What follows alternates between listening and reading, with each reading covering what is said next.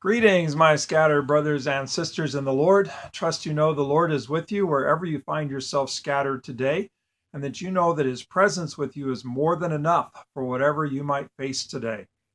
We are continuing on in Paul's letter to the church at Philippi. He has just prayed for them, and then he tells them, well, he says this: I want you to know that what has happened to me has actually turned out for the advancement of the gospel, and that the whole prison guard, praetorium, knows that he's in chains for the gospel.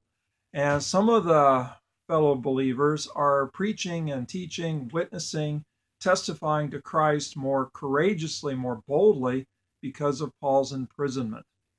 Now, we don't know what has happened to Paul from this letter other than that he's in prison. But the folks at Philippi would know. And so, what did happen?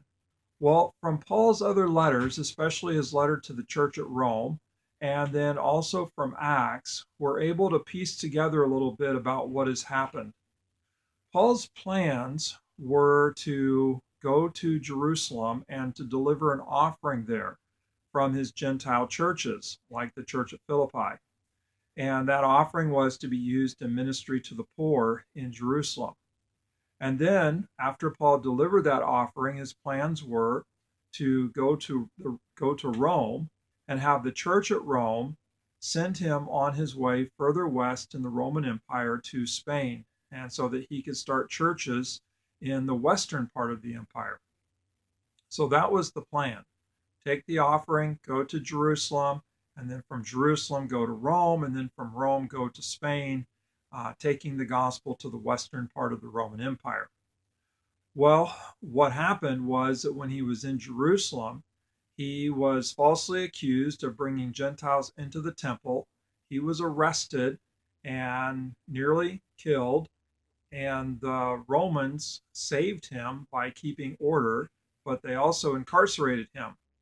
And then he's waiting for trial. He's left in prison for a couple of years out of a political favor. And eventually he is going to be transported to Rome. And in that process, there was a huge shipwreck, but God miraculously saved Paul and everybody on board with him. And so he arrives at Rome as a prisoner, and he's kind of stuck there for the moment. And from there, the tradition is that he wrote to the church at Philippi. So I want you to know that what has happened to me sure wasn't what I planned, but what has happened to me has actually turned out for the advancement of the gospel, so that the whole praetorium knows that I'm in chains for Christ, and that other brothers and sisters are preaching Christ more courageously because of my chains. Who would have thought?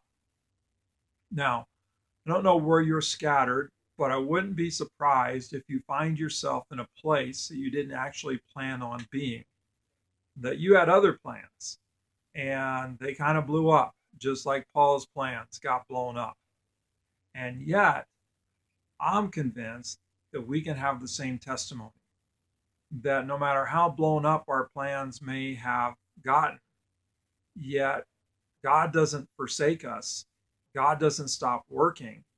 And that we might actually discover that in spite of what has happened to us, it's all turned out for the advancement of the gospel. That we're in a venue that maybe we wouldn't have been in, a context that maybe we wouldn't have chosen, but a place where people are able to see God's salvation, Christ's lordship, the hope that we have in Christ in our lives. So wherever you're scattered today, my prayer is that your testimony, my testimony, would be the same as Paul's.